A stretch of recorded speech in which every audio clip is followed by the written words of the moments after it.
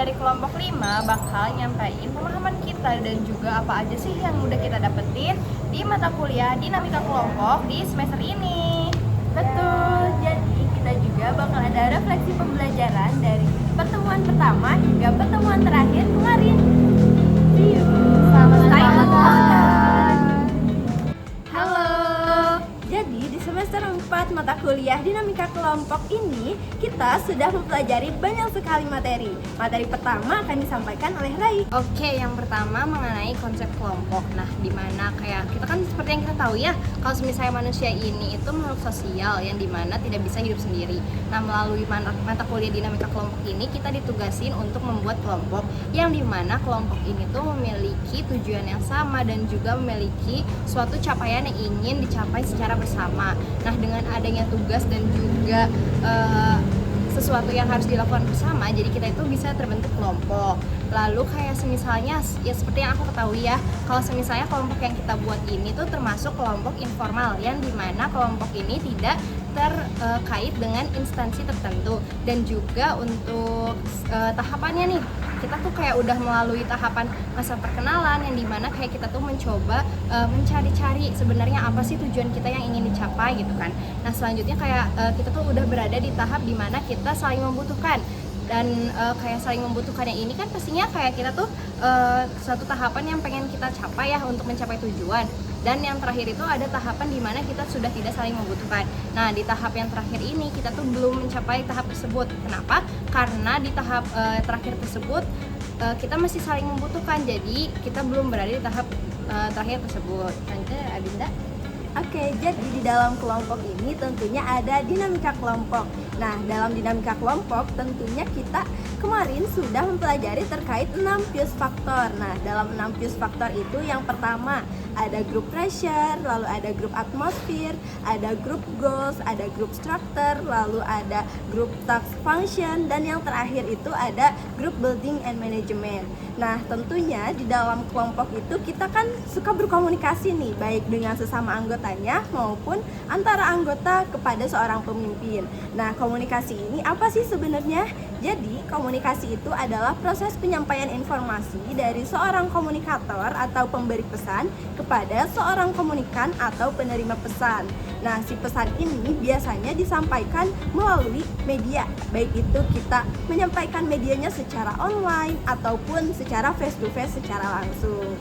Nah, lalu ada efektivitas dari si komunikasi ini. Nah, komunikasi ini dapat dikatakan efektif jika si pesan ini dapat disampaikan dan tanpa ada hambatan sehingga si penerima dapat menerima komunikasi itu dengan tepat dan tidak menyebabkan kesalahpahaman kepada si penerima. Itu saja dari kita. Oke, selanjutnya bakal dilanjutin oleh teman kita.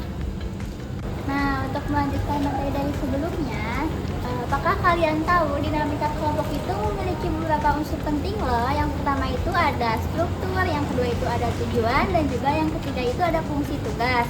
Nah, untuk struktur itu fungsinya itu memberikan peran, dan kalau untuk tujuan itu memberikan arahan, dan untuk fungsi tugas itu untuk memastikan bahwa setiap anggota itu dapat berkontribusi sesuai kapasitasnya masing-masing. Jadi dinamika kelompok itu bukan tentang kerjasama, tetapi juga tentang bagaimana setiap individu itu berinteraksi, beradaptasi, dan juga berkembang bersama. Nah, di samping itu juga dinamika kelompok ini memiliki beberapa teori. Yang pertama, teori psikodinamika. Hal ini tuh memandang kelompok sebagai entitas yang memiliki dinamika dan emosi tersendiri. Kemudian yang kedua ada teori sitalitas kelompok, yang mana hal ini tuh lebih difokuskan kepada karakteristik setiap individunya. Yang ketiga ada teori prestasi kelompok, yang mana lebih difokuskan pada tujuan yang ada pada kelompok tersebut, termasuk dari input anggotanya. Dan yang terakhir ada teori efektivitas kelompok. Hal ini tuh lebih berfokus kepada hal apa yang akan didapat sehingga menghasilkan apa yang kita harapkan. Sekian, dilanjut oleh teman saya. Mungkin aku mau ngelanjutin apa yang disampaikan oleh teman sebelumnya gitu. Yang aku paham tuh selama mata kuliah dinamika kelompok ini, aku tuh jadi paham gitu mengenai tentang kepemimpinan, apa itu pemimpin, dan juga apa itu kepemimpinan. Nah, jadi yang aku tahu tuh kalau pemimpin itu adalah orang yang memimpin suatu kelompok. Nah, kalau kepemimpinan itu lebih kepada sikap atau perilaku yang untuk mempengaruhi mencapai suatu tujuan dari kelompok tersebut. Nah, terus juga yang aku tahu tuh kalau sikap pemimpin tuh sudah pasti berorientasi, kooperatif, dan juga jujur. Nah, biasanya pemimpin itu harus memiliki kemampuan untuk memaksa, mempengaruhi, dan juga untuk menuntut anggotanya agar nurut terhadap suatu pemimpin tersebut. Terus juga yang aku tahu tuh ada jenis 3 kepemimpinan secara umum yang kemarin yang telah dilaksanakan di Rolopai itu. Yang pertama itu ada kepemimpinan secara otoriter. Nah, kepemimpinan secara otoriter ini sebuah keputusan itu tuh dihasilkan atau disampaikan oleh ketua saja tanpa melibatkan adanya pendapat dari anggota. Yang kedua itu ada kepemimpinan liberal. Nah, kepemimpinan liberal ini tuh lebih kepada biasanya itu terjadi pada suatu kelompok yang memang anggotanya sudah benar-benar mandiri. Jadi tanpa ada arahan dari suatu pemimpin tersebut. Terus yang ketiga itu ada kepemimpinan demokratis. Nah, kalau kepemimpinan demokratis ini keputusan ada di tangan rakyat, namun pemimpin tuh masih tetap ikut serta atau tetap ikut andil dalam berkontribusi mengambil suatu keputusan. Oke, melanjutkan dari apa yang tadi disampaikan oleh Elis, aku juga mengetahui nih dari mata kuliah dinamika kelompok ini, yaitu tentang model psikologis Johari Window. Model psikologis Johari Window ini ada 4 area. Yang pertama itu open, blind, unknown, dan juga hidden. Kalau open ini potensi yang dimiliki dasar kita dan orang lain juga mengetahui potensi tersebut. Lalu untuk yang kedua yaitu blind itu kita tidak menyadari, tetapi orang lain menyadari ada potensi dari diri kita. Lalu yang ketiga yaitu unknown. Kalau unknown itu orang lain itu tidak tahu dan kita juga tidak mengetahui, tetapi potensi itu bisa dikembangkan. Lalu yang terakhir yaitu model hidden area. Hidden area ini diri kita sendiri itu mengetahui, tetapi kita tidak mau memberitahu kepada orang lain seperti rasa trauma dan lain-lain. Lalu apa sih hubungan dari Johari Window ini dengan dinamika kelompok? Hubungan Johari Window dengan dinamika kelompok ini kita bisa mengetahui apa potensi yang ada dari diri kita dan teman sebaya kita. Mungkin sekian dari aku.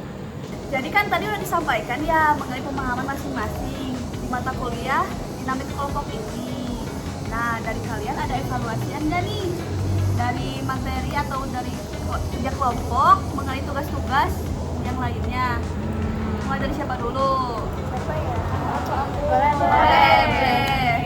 Mungkin aku sih lebih ke evaluasi dari kerja kelompok kita ya.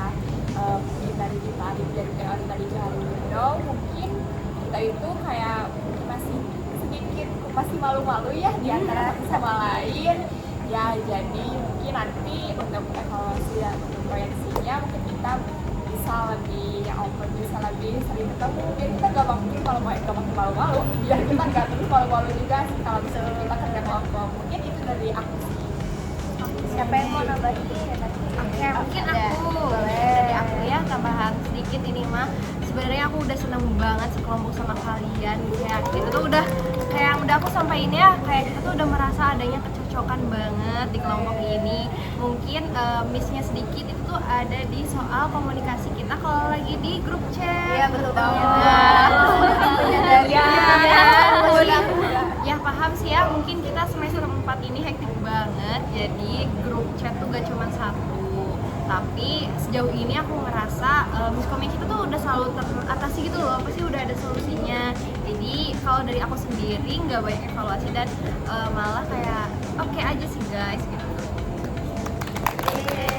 Ada lagi nggak guys? Dan siapa nih? Ada. Boleh deh dari aku.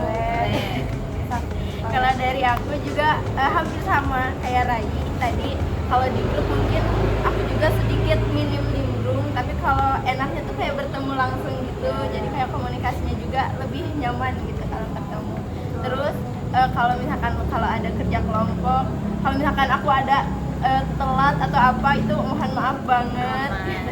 Dan mungkin untuk proyeksinya kita supaya bisa lebih lebih on time lagi kalau ada kegiatan, lebih merhatiin lagi bahwa hal-hal yang sepele itu bisa kalau kita perbaiki itu bisa bermanfaat banget gitu buat kita. Setuju. dari yang lain? Dari siapa?